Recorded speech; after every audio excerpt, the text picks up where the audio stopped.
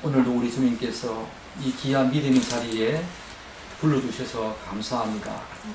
오늘도 그분만이 높이 높이 찬양 받으시는 이 복된 시간 되기를 간절히 축복합니다.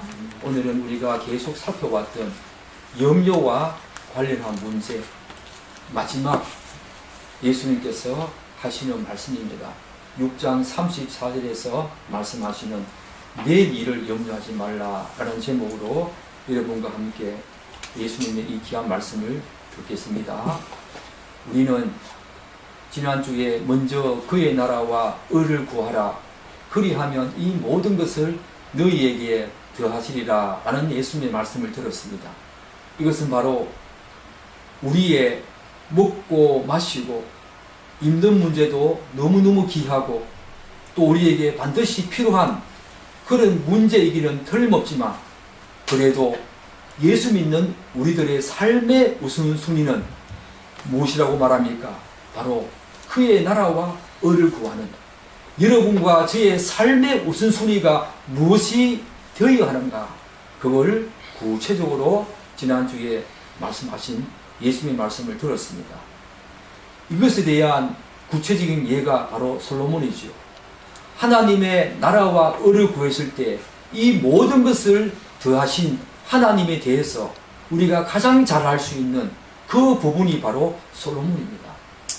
열왕기상 3장 11절 13절로 보면 이제 그 솔로몬이 하나님께 1,000번들을 드리고 하나님께서 그를 축복하실 때에 너가 무엇을 구하든지 내가 주리라 라고 말씀하시는데, 그 솔로몬이 무엇을 구했습니까?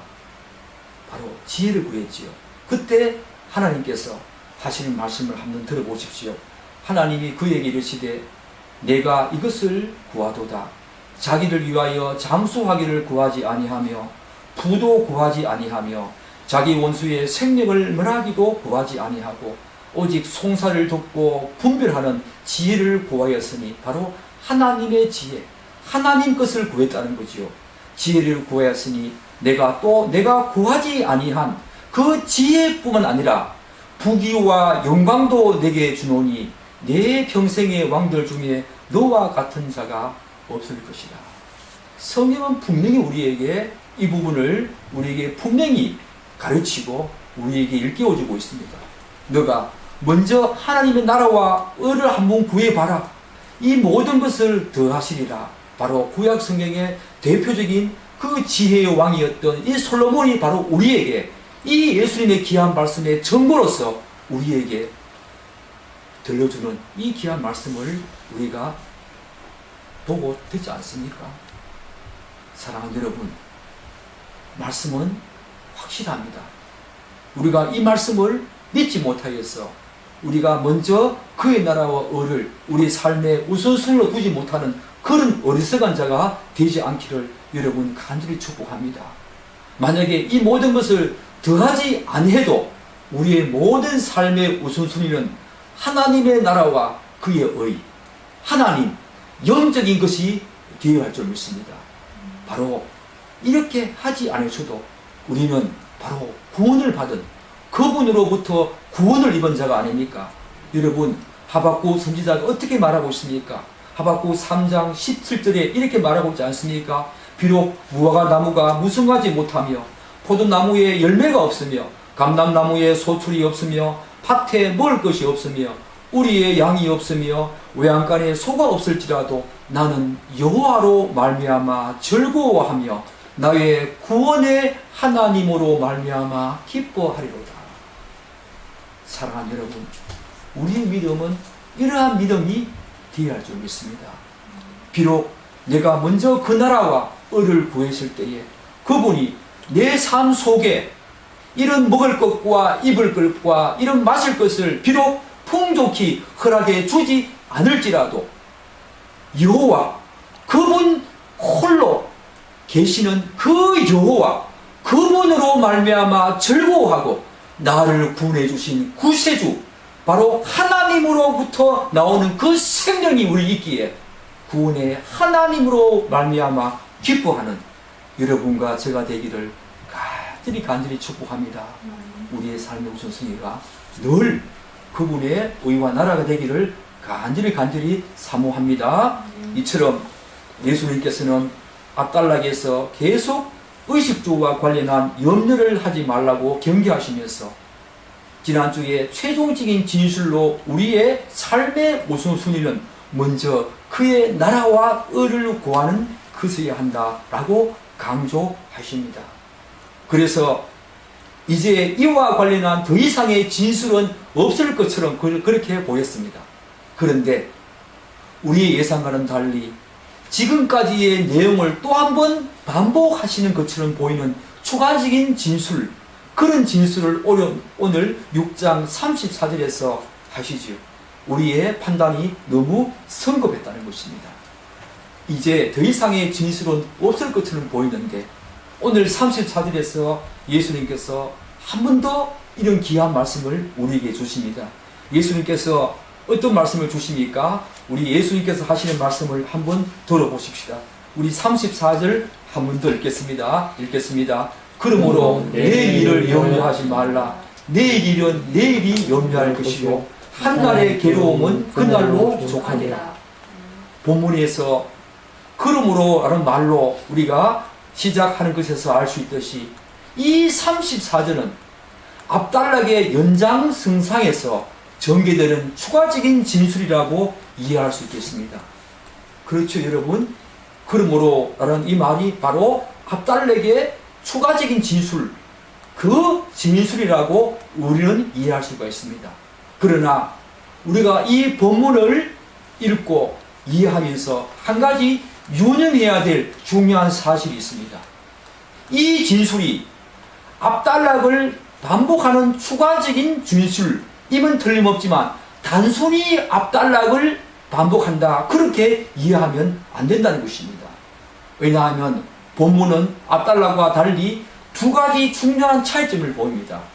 하나는 지금까지는 무엇을 먹고 마실까, 곧 의식주와 관련한 염려의 내용에 초점을 두었다면 본문은 그러한 염려의 내용과 주제를 내일 일이라고 하는 모든 삶의 영역에서 발생하는 염려로 확장하고 있다는 것입니다. 또 다른 하나는 본문은 그러한 염려의 내용과 주제를 내일이라고 하는 미래와 관련시켜서 적용하고 있다는 것입니다. 미래 시제와 관련해서 적용하고 있다는 것입니다. 여기서 우리는 예수님의 권면이 우리의 삶과 얼마나 실제적이고 구체적으로 관련되는지, 그리고 예수님께서 인간의 실존과 우리의 실상을 얼마나 정확하게 꿰풀고 있는지 다시 한 번 더 우리는 놀라게 됩니다. 내일 일을 염려하는 우리들, 먹고 마시고 입는 문제뿐만 아니라 내일 일을 염려하는 우리들, 그 우리들을 향해서 우리의 실상과 실존을 정확하게 이해하시는 그분이 얼마나 우리의 삶을 꿰뚫고 계시는지 우린 자신보다 더 정확하게 아시는 그분께서 오늘 추가적인 진술을 통해서 우리에게 위로하시고 권면하시고 한 걸음 더 나아가서 경고의 말씀을 하시고 있습니다. 그렇기 때문에 우리는 이 본문의 진술을 그대로 따라가면서 예수님께서 왜 이런 말씀을 하시는지에 대해서 정확한 이해를 가질 필요가 있습니다. 사랑하는 여러분, 본문에서 예수님께서는 그러므로 내일 일을 염려하지 말라고 말씀하십니다. 왜 이런 말씀을 하셨을까? 그러므로 내일 일을 염려하지 말라. 이에 대한 이해는요, 하나님, 그리고 거듭난 자의 존재와 삶, 그리고 영적인 존재의 그 사단, 그리고 타락한 자에게 내려진 형벌에 대한 올바른 이해가 있어야만 내일 일을 염려하지 말라, 이 부분을 정확하게 이해할 수가 있습니다. 여러분, 왜 내일 일을 염려하지 말라고 예수님께서 말씀하실까요? 그 이유는 염려의 불필요성과 무가치성 때문입니다. 내일 일을 염려하지 말라. 염려의 불필요성과 무가치성 때문입니다. 이것은 하나님에 대한 전적인 신뢰와 믿음과도 깊은 관련이 되는 문제지요. 압달락에서 예수님께서는 우리가 먼저 그의 나라와 의를 구할 때에 우리가 먹고 마시고 입는 문제, 그것을 당연히 하나님께서 책임지시고 해결해 주신다고 말씀하셨죠. 이 모든 것을 너희에게 더하시리라. 덤으로 두신다는 것이요. 우리가 하나님의 나라와 그의 의를 구할 때 그것뿐만 아니라 덤으로 우리가 입고 먹고 마시는 문제까지 그분이 책임지시고 해결해 주신다고 말씀하셨습니다. 우리들에게는 그것이 큰 문제와 염려로 느껴지겠지만 만물의 창조자이시고 주관자이신 하나님에게는 아주 사소한 문제이며, 아니 결코 문제거리도 되지 않기 때문입니다. 마찬가지로 우리들이 일상에서 마주하는 수많은 문제도 하나님의 그 주권적인 섭리와 그 역사 안에서 다루어지는 그런 부분이기 때문에 하나님을 절대적으로 신뢰하고 그분께 모든 것을 전적으로 임하라는 것입니다. 여기에 대해서 이 부분에서 바로 우리에게는 하나님에 대한 올바른 이해가 분명히 필요하지요. 우리가 믿는 하나님이 누구십니까? 우리가 믿는 하나님은 이신론적인 차원의 하나님이 아니지요. 곧 이 세상을 창조하시기만 하고 그 모든 역사와 그 모든 어떤 움직임을 인간에게 맡긴 채 나 몰라라 하면서 뒤에 그냥 그저 계시는 그런 분이 절대로 아니라는 것입니다. 오히려 그분은 모든 믿는 자나 믿지 않는 자나 일반 원총을 통해서 우주 만물과 이 세상의 역사까지 그분의 주권적인 능력으로 다스리고 섭리하십니다. 뿐만 아니라 여러분과 저에게는 특별 원총을 통해서 창세전에 미리 아시고 미리 정하신 자를 선택하시고 지금 이때에 각 사람을 불러주셔서 그분의 능력으로 구원하셔서 그분이 원하시는 삶으로 이끄시고 인도하시는 분이 바로 그분이십니다. 우리가 성령으로 거듭나서 하나님의 자녀로서의 그 신분과 지위, 그것을 우리가 획득하게 되면 거기에 따라서 신자들의 모든 삶은 변화가 일어납니다. 바로 거듭난 자에게 일어나는 변화가 무엇인지 분명히 우리는 알아야 합니다. 그 중에 하나가 바로 우리 삶의 주인 그리고 우선순위가 바뀐다는 것이지요. 여러분, 이것은 거듭난 참된 신자들이 자신의 삶에서 실제적으로 경험하는, 정말로 여러분과 제가 실제적으로 경험하는 부인할 수 없는 자명한 사실입니다. 하나님을 알지 못하는 대부분의 사람들은, 여러분과 저도 그랬습니다, 자기 중심적인 생각과 그런 사고가 지배적입니다.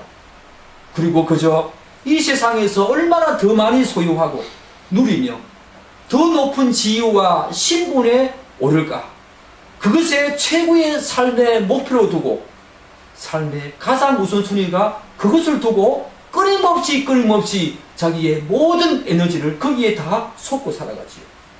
그러나 하나님을 아는 사람들은 자신이 진정으로 헌신하고 신뢰해야 될 대상이 누구인지, 그리고 우리가 추구하고 소중하게 여겨야 될 가치가 무엇인지, 그리고 무엇을 우선적으로 추구하며 살아야 하는지에 대해서 이제 거듭난 자들은 눈을 뜨게 됩니다.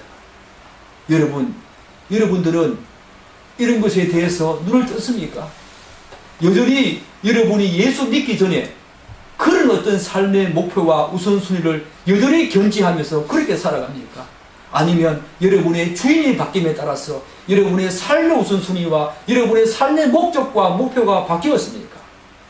거듭난 자들은 이런 것들이 바뀐다는 것입니다. 그런 차원에서 예수님께서도 하나님을 알고 믿는 우리의 삶의 우선순위는 우리가 33절에서 알아봤듯이 먼저 그의 나라와 의를 구하는 것이어야 한다고 이미 말씀을 하셨지요. 따라서 이제 거듭난 성도들은 자신의 그 사고와 생각을 지배하는 삶의 주제와 내용이 확연히 달라지면서 이제 이전에 자신을 얽매고 옥죄였던 염려의 문제에서 자연히 탈피하게 되어집니다. 특별히 내일에 대한 염려를 더욱 부추기는 실체가 누굽니까? 우리가 예수님께서 내일 일을 염려하지 말라고 제가 말씀할 때 무엇을 정확하게 알아야 한다고 말씀드렸습니까? 바로 사단의 그 계략과 책략을 알아야 된다고 말씀드렸지요. 이 내일에 대한 이 염려를 더 부추기는 실체는 다름 아닌 눈에 보이지 않는 영적인 존재인 사단입니다. 사단은 그렇게 해서 인간에 대한 자신의 지배력을 계속 유지하고 다스리려고 합니다. 그리고 자기 마음대로 횡포를 부리면서 인간을 불행과 죽음으로 내몰아가는 것이 바로 이 사단의 실체지요. 심지어 사단과 이 세상의 영은 구원받은 여러분과 저 모든 성도들조차도 수많은 공생과 이 공상과 상상력을 막 발휘해서 일어날 것 같지 않는 불가능성에 가까운 문제를 일어날 것처럼 과장하거나 확대하는 거짓말쟁이이고 속임수의 대가가 바로 사단입니다. 여러분 많이 들어보지 않았습니까? 어느 심리학자가 쓴 내용 여러분 많이 들어보지 않았습니까? 우리가 하는 그런 염려의 95%가 일어나지 않는다는 거예요. 그리고 5%가 정말로 우리가 염려할 문제인데도 불구하고 그 중에서도 거의 우리가 염려한다고 해서 해결된 문제는 거의 없다는 거예요.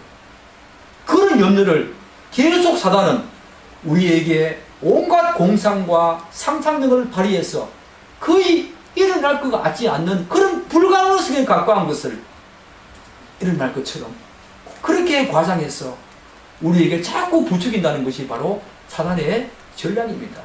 그래서 하나님을 쫓지 못하게 하고 그의 나라와 의해서 자꾸 멀어지게 한다는 것입니다.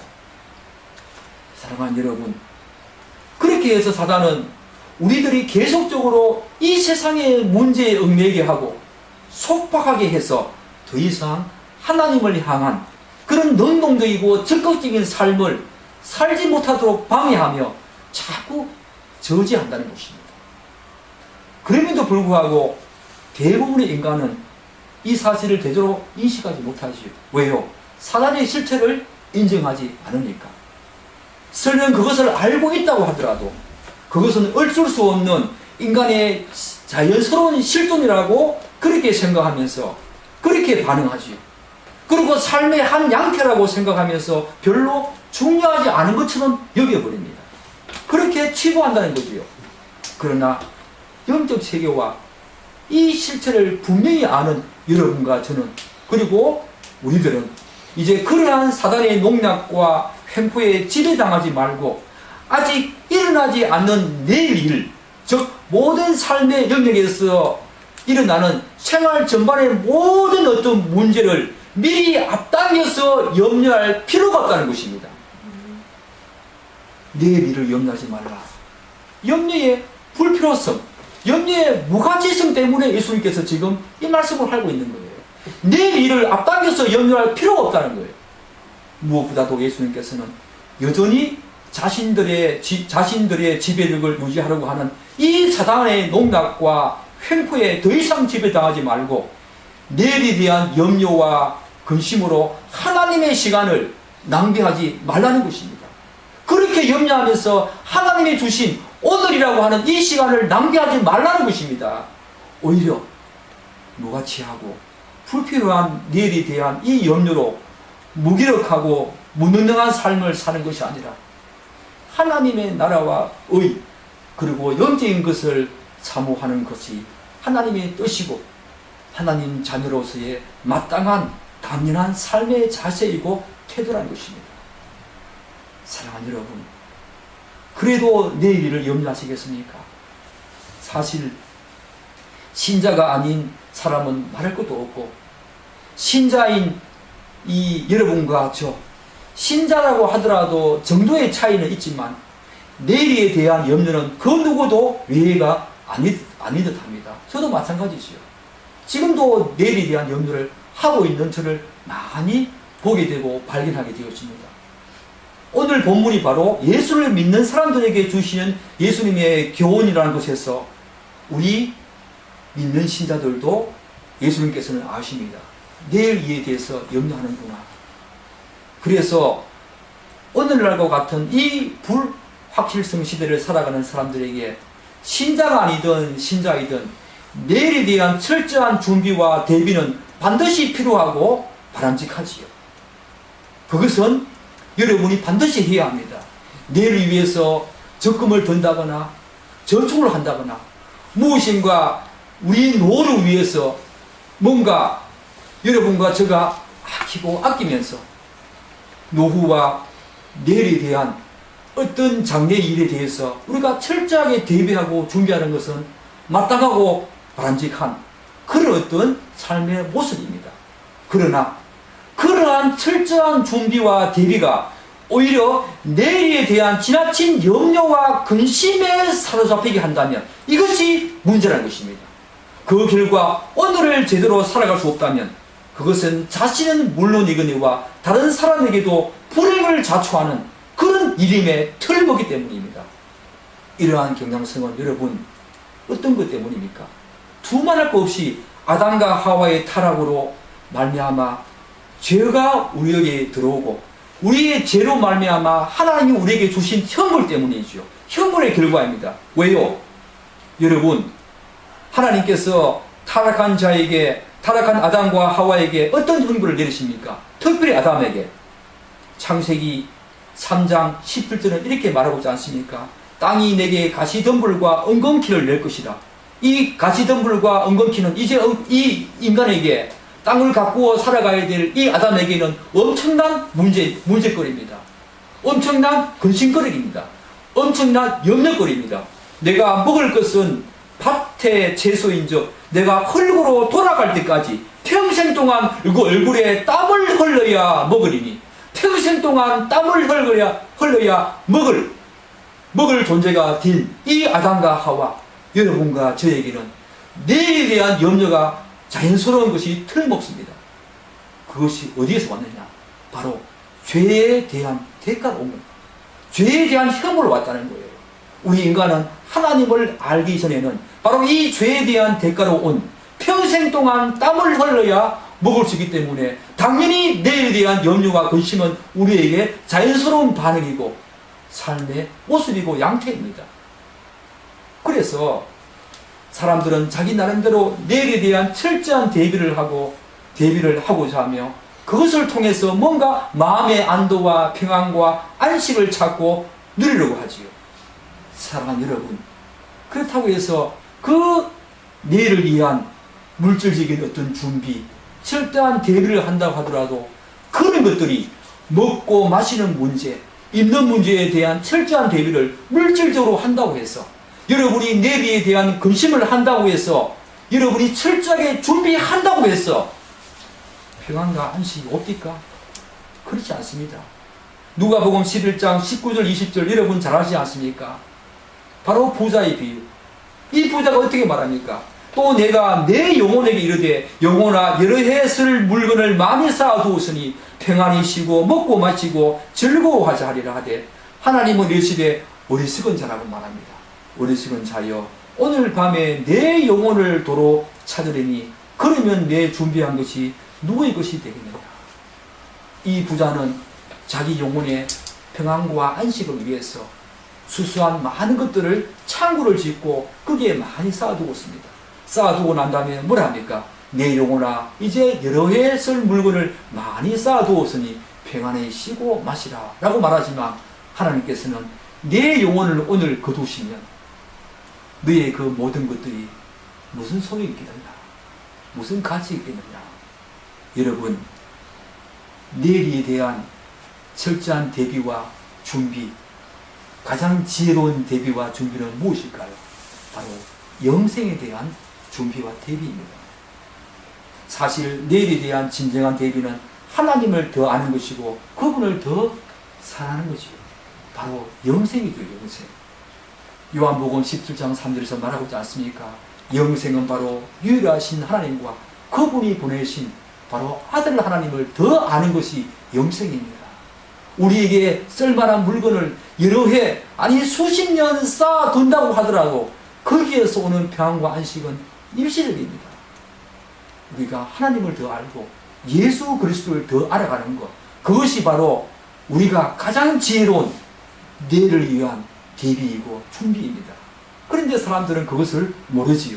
물질적으로 뭔가 건강하면은 내일을 위한 대비가 되었다고 그렇게 생각하지만 예수님께서는 내일에 대해서 그렇게 염려하지 말라고 말씀하십니다. 결론적으로 오늘 내일을 염려하지 말라 이 말은 아직 오지 않은 내일에 대해서 미리 앞당겨서 염려하는 것은 자신의 삶에 도움이 되지 않을 뿐만 아니라 전적으로 무가치하고 그 염려는 불필요하다는 것입니다.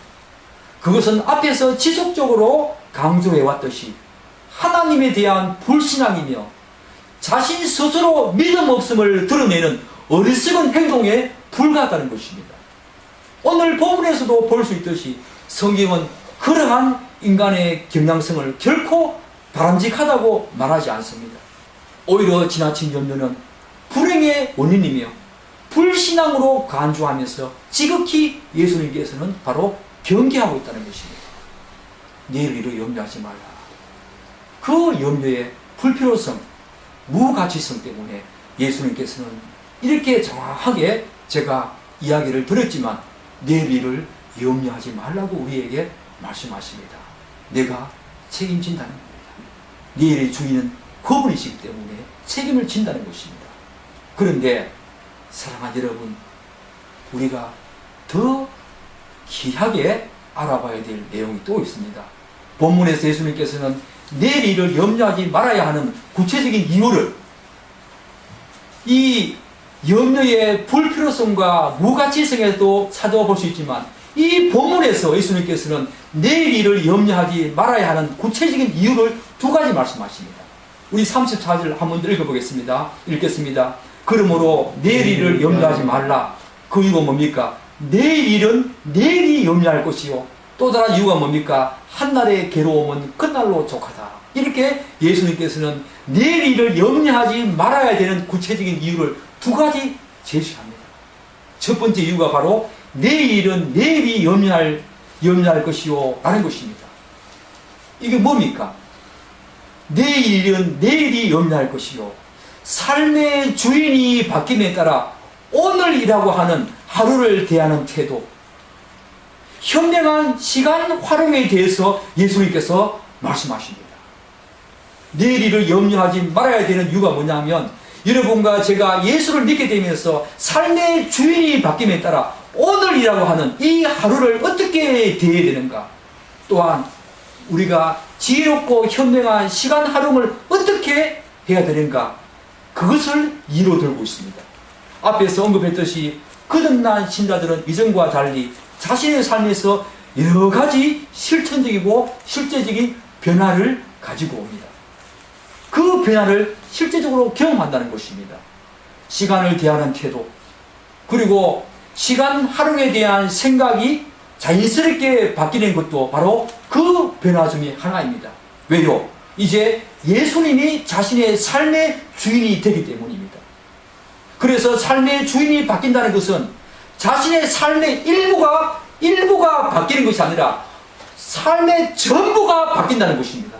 바로 존재 그 자체와 삶의 양식 그 자체 전부가 바뀐다는 것입니다. 시간에 대한 생각과 시간 활용도 당연히 거기에 포함되지요. 당연히 바뀌어집니다. 예수를 믿기 전과 믿은 후에 달라지는 모습이 이것도 반드시 포함된다는 것입니다. 과거에는 삶의 주인이 자신이었기 때문에 모든 시간을 자신을 중심으로 활용합니다. 이를테면 자신이 하는 일, 여가와 취미생활, 그리고 자신의 발전과 건강 등 오로지 자신의 유익을 위해서만 시간을 투자하고 활용합니다. 세상은 이런 사람을 현명한 사람이라고, 오히려 지혜로운 사람이고 오히려 멋진 사람이라고 그렇게 부추기지요. 그러나 예수님을 자신의 주인으로 영접한 후로는 먼저 하나님을 위한 일과 그분이 기뻐하시고 원하는 곳에 시간을 투자하고 활용하지요. 여러분의 시간을 한번 들여다보십시오. 여러분의 하루와 일주일의 삶을 한번 되돌아보십시오. 여러분 그렇게 사셨지요? 그렇게 살아야 합니다. 시간 활용과 시간 하루를 대하는 태도가 달라진다는 것입니다. 그것이 바로 거듭난 신자의 굉장히 중요한 삶의 변화입니다. 즉, 이 시간 활용에 대한 우선순위를 누구에게 둡니까? 하나님께 둔다는 것입니다. 그런 측면에서 먼저 그의 나라와 의를 구하라. 이것과 이 맥이 너무너무 다 있지요. 뿐만 아니라 매일매일 다가오는 이 오늘이라고 하는 이 시간에 대한 태도와 심각도 과거가 분명히 달라집니다. 즉, 오늘이라고 하는 이 하루를 그저 흘러가는 물리적인 시간, 즉 크로노스의 시간으로 간주하지 않습니다. 오히려 하나님과의 교제와 사귐, 그분의 나라와 의를 위해서 나에게 허락되고 존재하는 의미론적인 시간, 바로 카이로스의 시간으로 간주하고 대한다는 것입니다.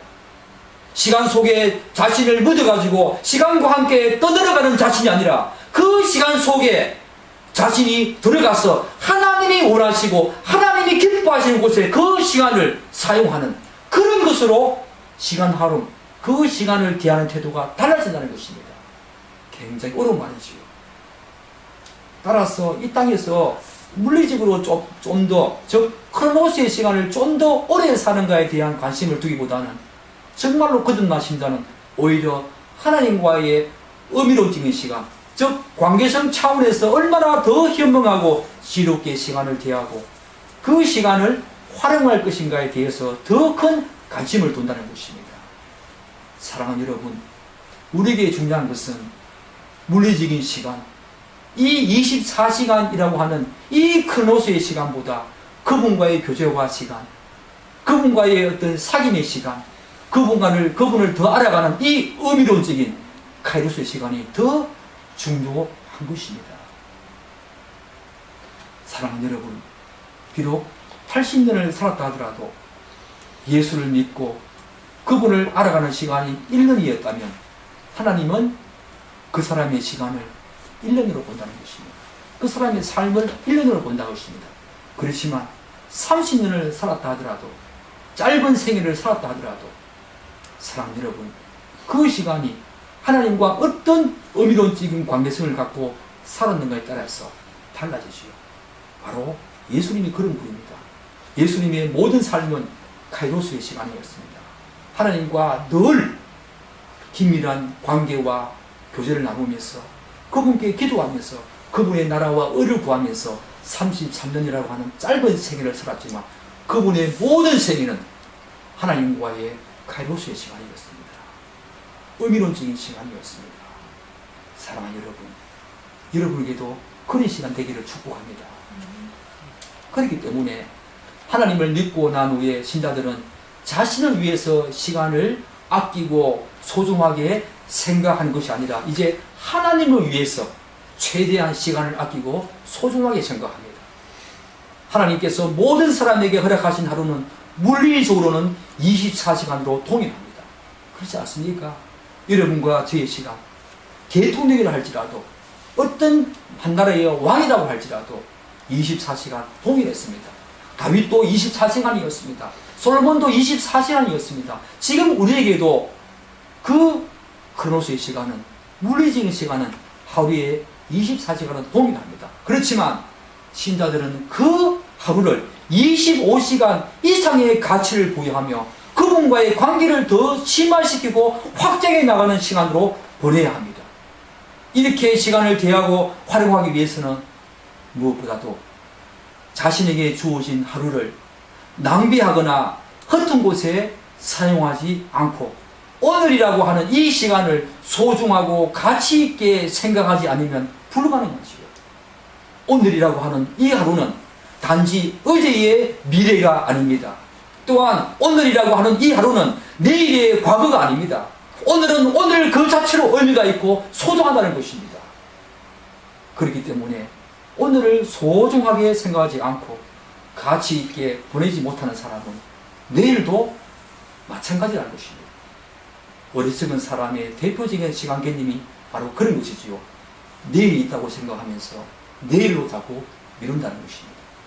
그렇지 않습니다. 우리 신자들은 그렇게 시간을 보내지 않습니다. 염려하면서 시간을 보내지 않습니다. 오늘 말씀처럼 내일 일은 내일이 염려합니다. 내일 일은 미래 앞당겨서 염려하지 않습니다. 사랑하는 여러분, 에베소서 5장 15절과 16절 말씀을 한번 들어보시겠습니까? 그런즉 너희가 어떻게 행할지를 자세히 주의하여 지혜 있는 지혜 없는 자같이 하지 말고 오직 지혜 있는 자같이 하여 세월을 아끼라. 여기서 그리스도인은 이미 지혜 있는 자같이 행하는 사람이 아니라 이미 지혜 있는 자가 되었지요. 예수를 안다는 것은 이미 지혜 있는 자가 되었다는 것입니다. 바로 지혜 있는 자로서 지혜롭게 행하는 사람이라고 말할 수 있지만 말할 수 있는데 바울은 그 지혜롭게 행하는 사람의 가장 대표적인 삶의 모습을 뭐라고 합니까? 우리에게 지혜로운 자로서 세월을 아끼라고 말하고 있습니다. 여러분, 세월을 아끼라는 말은 시간을 낭비하지 말라는 것입니다. 세월을 아끼라는 말은 기회를 사라는 것입니다. 대부분의 사람들은 내일을 마치 당연히 올 것처럼 생각하지만 사실 내일이라고 하는 이 미래는 하나님이 그분의 은혜로 허락하셔야만 우리에게 주어지는 소중한 시간이지요. 그렇기 때문에 오늘이 나의 마지막이라고 생각하고 모든 삶의 영역에서 먼저 그분을 예배하고 오늘을 주신 그분께 감사하면서 그분과 끊임없이 교제하면 그분을 더 알아가는 시간으로 이 귀한 오늘을 보내야 한다는 것입니다. 오늘이라고 하는 이 시간은 보배와 같이 귀하고 소중하며 한번 흘러가면 무엇을 주고도 살 수가 없습니다. 내일이라고 하는 이 시간의 주인은 우리가 아니라 바로 하나님이십니다. 따라서 우리의 모든 사고와 생각이 내일 일에 속박당하거나 얽매인다면 오늘을 가치 있고 의미 있게 살아낸다는 것은 불가능하지요. 성경이 말하는 지혜로운 사람은 내일을 준비하고 대비한다고 하면서 내일 일을 염려하고 근심하는 사람이 아닙니다. 오늘을 하나님의 나라와 의를 위해서 제대로 살면서 미래를 준비하는 사람이 성경이 말하는 지혜로운 사람이지요. 이러한 맥락에서 예수님께서 오늘 말씀하십니다. 내일 일은 내일이 염려할 것이요 라고 이런 맥락에서 예수님께서 말씀하시는 거지요. 바로 하나님께서 허락하신 오늘이라고 하는 이 하루를, 이 현재를 낭비하거나 허비하지 말고 하나님의 나라와 의를 위해서 할 수 있는 한 최선을 다해서 살아내라는 것입니다. 이를테면 예수님께서는 내일은 내일의 주인이신 하나님이 염려할 문제이고 그분이 책임을 지고 인도할 것이니 여러분과 저 우리들은 오늘을 소중히 여기면서 하나님의 나라와 의를 그리고 그분이 기뻐하시고 선하시고 원하신 그곳에 우리의 모든 에너지, 우리의 몸과 마음과 목숨과 정성과 뜻을 다 쏟아부으라는 것입니다.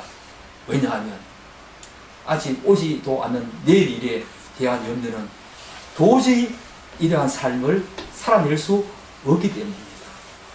사랑하는 여러분, 여러분들은 내일이 염려할 것이요 라는 이 말을 따라서 내일의 주인은 바로 하나님이십니다. 우리에게 내일에 대한 미래의 그 일을 미리 앞당겨서 염려하면서 그 염려 속에 속박당하고 얽매이면서 오늘을 제대로 살아내지 못하는 그런 어리석은 자가 되지 말라고 말씀하십니다. 내일은 그분이 책임질 것이고 내일의 염려는 시간의 주인이신 그분의 염려고 그분의 문제라는 것입니다. 사랑하는 여러분, 그렇게 사시기를 간절히 축복합니다. 그런데 예수님께서는 하나 더 말씀하시지요. 내일 일을 염려하지 말아야 되는 두 번째 이유가 뭡니까? 바로 한날의 괴로움은 그날로 추억하기 때문이라고 예수님께서 말씀하십니다. 사랑하는 여러분, 제2위격이신 성자 하나님으로서 그분은 전지전능하십니다. 예수님은 무엇보다도 완전한 인성을 가진 인간의 몸을 입고 이 땅에 오셔서 완전한 인간의 삶을 사셨기에 누구보다도 인간의 실상과 실존을 잘 이해하고 있습니다. 특히 우리가 하나님의 은혜로 구원을 받아가지고 하나님의 자녀로서 이 땅을 살아가지만 그럼에도 불구하고 매일매일 삶 속에서 우리가 만나게 되는 수많은 문제와 염려거리들, 그것을 바라보는 우리의 경향성에 대해서 예수님께서는 우리보다 더 정확하고 완전하게 이해하고 있는 분이십니다. 왜냐하면 완전한 인격을 가지고 그분이 우리의 삶을 사셨기 때문이죠. 사랑하는 여러분, 이사야에서도 언급하듯이 예수님은 우리의 질고를 다 아시고 우리의 슬픔과 고통과 괴로움과 아픔과 매일의 삶 속에서 우리가 직면하는 모든 문제와 염려를 그분이 다 지고 가셨습니다. 그분이 다 아신다는 것입니다. 속담에 고라비 사정은 가부가 가장 잘한다라는 말이 있죠. 자신과 동일한 사정을 당해본 사람만이 그것을 제대로 공감하고 이해하고 안다는 것입니다. 마찬가지로 예수님 자신이 바로 우리와 같은 완전한 성정을 지니신 완전한 인간으로 이 땅을 사시면서 우리가 겪는 그 모든 괴로움을 그분 또한 직접 겪었었고 몸소 체험하셨습니다. 그렇기 때문에 예수님께서는 절대로 우리의 사정을 모르시는 분이 아니십니다. 우리의 모든 고통과 슬픔과 아픔과 괴로움, 우리가 당면한 모든 문제 등 그분은 우리의 모든 사정을 우리 자신들보다 더 잘 아시고 이해하시는 분이십니다. 예수님께서는 우리의 삶의 우선순위를 그분의 나라와 의를 구하는 데 두라고 요구를 하시지만 또한 그분은 우리가 한날의 괴로움과 아픔 그것을 가지고 절대로 살지 말라고 그렇게 말씀하십니다. 왜요? 우리를 위해서요.